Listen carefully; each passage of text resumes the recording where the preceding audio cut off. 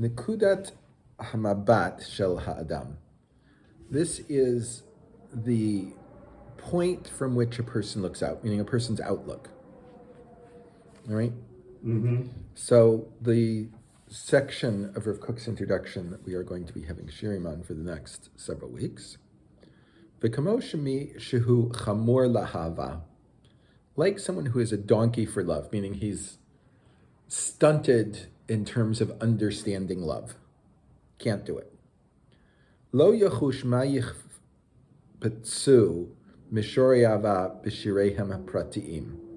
He will be incapable of understanding of what love poets are sensitive to in their specific poems, right? He doesn't understand love. So when someone talks about the subtleties of it, the feelings of it, it goes over his head. He's not there. Yachol בידו להשפיל את געגועיהם עד כדי טעימת חושו הגס. And if he could bring back their desires, their expressions, their fulfillments, right, to his own gross understanding, בשמחת ונפש חפצה. This is what he would want to do. He doesn't like that there are these lofty things. It bothers him. Bring it all down. He doesn't have a desire to get up to it, right? His desire is to get rid of it. Ken mi שלבו ערלה. So too, someone whose heart is uncircumcised. ומכרחת להיות ken. And it's necessary for it to be that way. מפני שלא תם להסנסה as miromei higyonei hakodesh, because he has never tasted the exaltedness of the raised up holy meditations. V'lo chash me'olam noam or havatzur kol ha'olamim. And he has never thought about, it's never considered the pleasantness of the light of love of the one that created all of the worlds, both physical and spiritual worlds. Ish naval v'lo chacham kazeh, this disgusting, unwise person, lo yuchal lachil es harayon, he's incapable of encompassing the idea. Ki elu hagaguim harabim hapratim hanisheim shebeshirim, because these exalted desires that are expressed in Shirim, Hema Rishamim Shel Ha'otzir HaGanuz B'nefesh Klal Uma. They are hints, let us say, notes of the treasury that is in the soul of the entire nation. Asher B'charlo Hashem Lishmo, that God chose for his own name, for his remembrance. Mipnei she'eno margish klal shum chesron b'hipaked makom elo hargashot, because he does not have any lack in where he has these feelings. Asher lo yada'am, that he did not know them, meaning that this person that's Arelev, he's incapable of the concept of the exalted divine love, right, and the desire and the feeling of happiness and fulfillment that being close to that can engender. That's completely beyond his comprehension. All right, the first part of the Shir. HaTorah nitna lekol echad lefi kocho. The Torah is given to each person according to his abilities. The source one in Brachos, the Gemara says, Tanu Rabbanan, our rabbis learned, Haroe och lusa Yisrael omer, someone that sees 600,000 Jews in one place at one time. This is almost impossible thing to talk about, right? meaning the maximum number of soldiers that we drafted to serve in the Gaza war at one time was 625,000, and some of them were in the north and this. But if you would get all but 25,000 of them in one place at one time, not scattered all over, right? You could say this bracha, right? If you would get 6/7 of the population of Yerushalayim in one place at one time, you could say this bracha. In other words, it's essentially a theoretical, not an actual. But you would say the bracha, Baruch Hashem Elokeinu melech chacham harazim. Blessed are you, Lord, our God, King of the universe, the wise one of secrets. What does this mean? The Gemara says, She'ein datam dome ze lezeh, that their ideas are not similar one to another. Ve'ein partzufeihim domim ze lezeh, and their faces aren't the same, right? When a human king makes a mint, each coin comes out exactly the same. HaKadosh Baruch Hu, so to speak, made a mint in creating an Adam and Chava, right? And each person that comes out is different.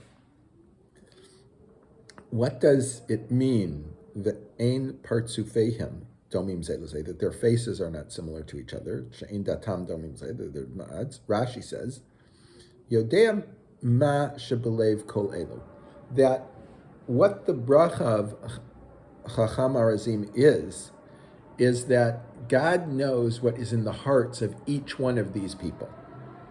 All right? Mm-hmm.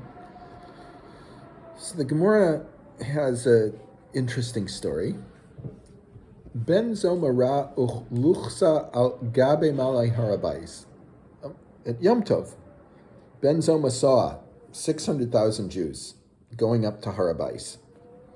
Omer Baruch Chacham Arazim, and he said the bracha of Baruch Chacham Arazim. What does he say? Baruch Shebara Kol Eila L'Shamsheni. Blessed he who created all of these people to serve me. Hu Haya Omer, Ben Zoma would say, Kama Yigios Yaga Adam Harishon Ad Shematza Pas Lechol.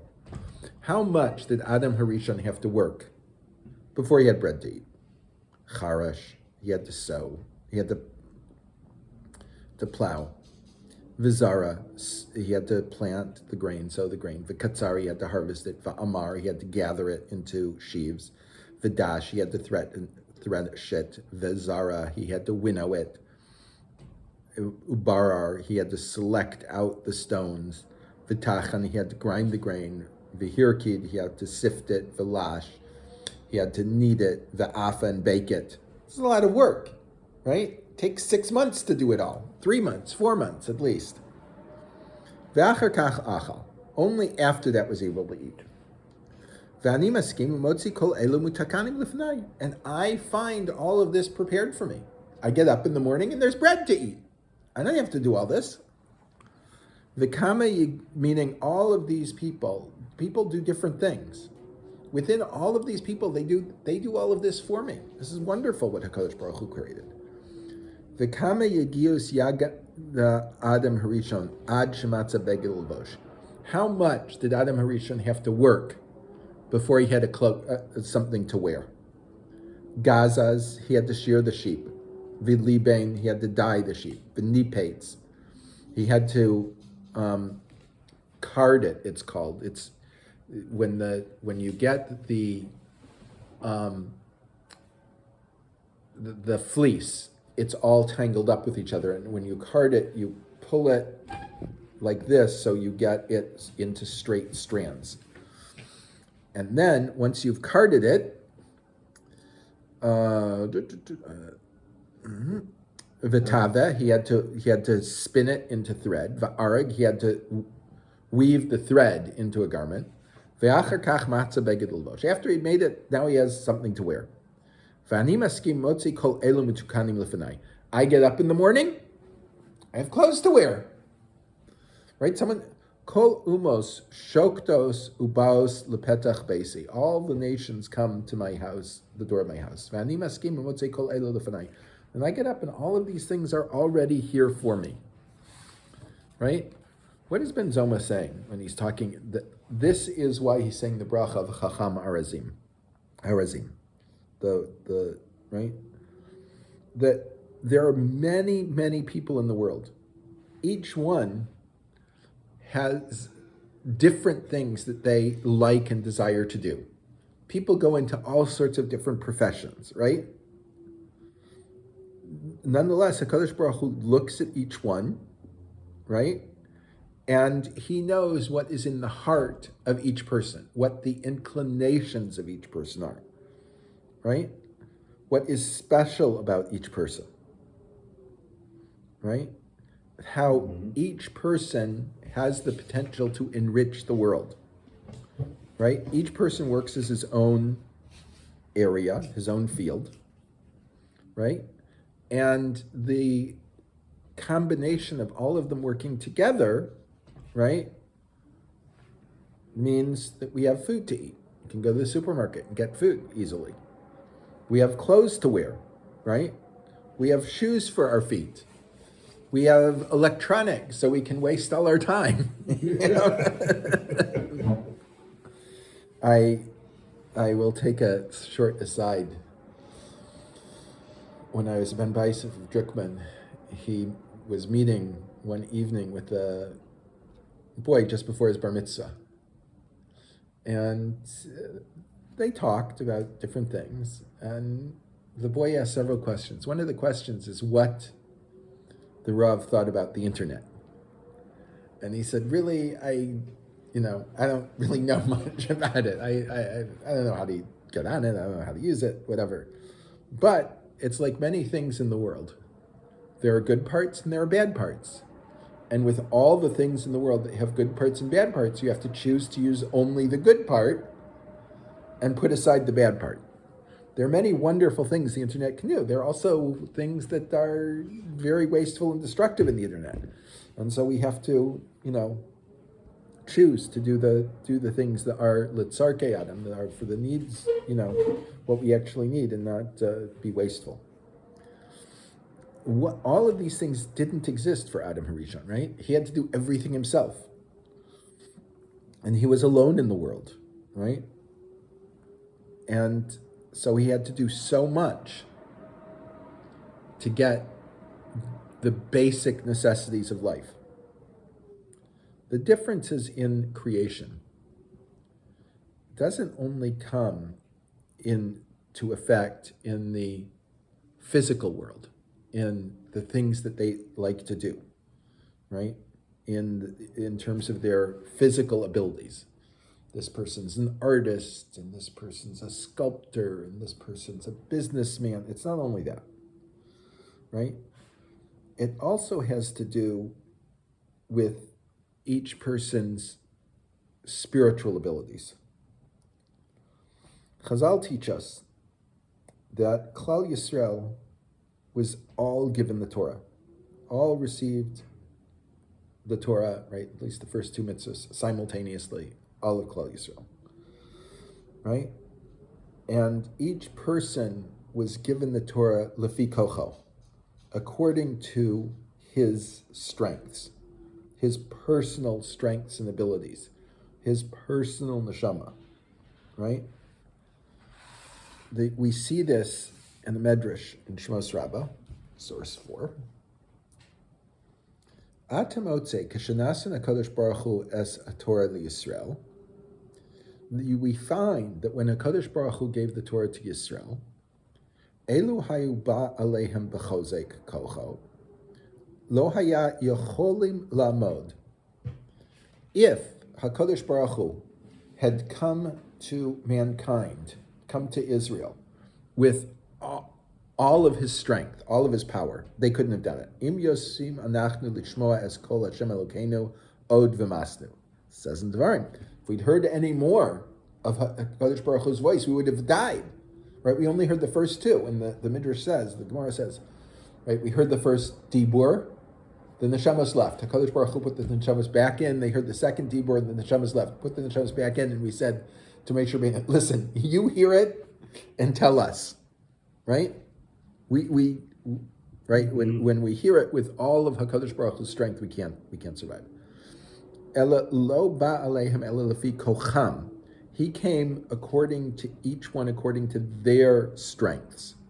Shenamar, Kol Hashem b'koach. So tell him, the voice of God with strength. Eino Omer ela b'koach lefi kocho shel kol echad ve'echad. The Medrash says, HaKadosh Baruch Hu came to each person according to his spiritual abilities, his spiritual strengths, right? There's another place in Shemos Rabbah where you have the same idea. Bo urei, come in here. Heicha kol yotzei etzel kol Yisrael kol echad ve'echad lefi kolcho. When the voice comes out, right? It comes out to each person according to his strength. Hazakenim lefi kolchan, the elders according to their strength. Meaning, normally we think of an elder as being weaker, but here an elder is generally spiritually more developed than another person. Habuchurim lefi kolchan, the young ones the young men according to their strength, teenagers, 20-year-olds.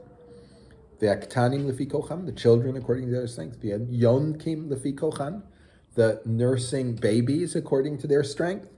The anashim lefi kolchan, the women according to their strength. The Moshe lefi kolcho, even to Moshe Rabbeinu himself, according to his ability, which is obviously much higher, immeasurably higher than anyone else, right?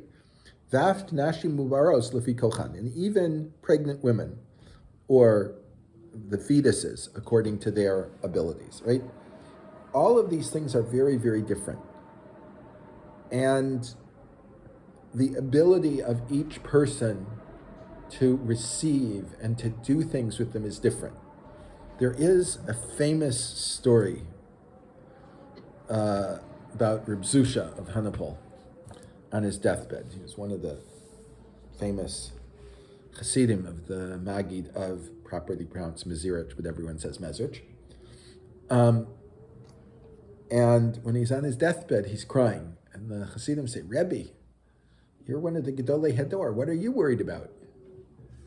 And he says, I'm not worried about what I will say if they ask me why I wasn't a tzaddik like the Baal Shem Tov.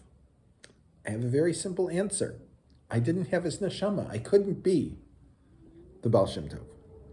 I'm not afraid of what I will answer if they ask me why I wasn't a Talmud Chacham like Shlomo HaMelech. I have a simple answer. I didn't have his brain. I couldn't. That was not within my possibility.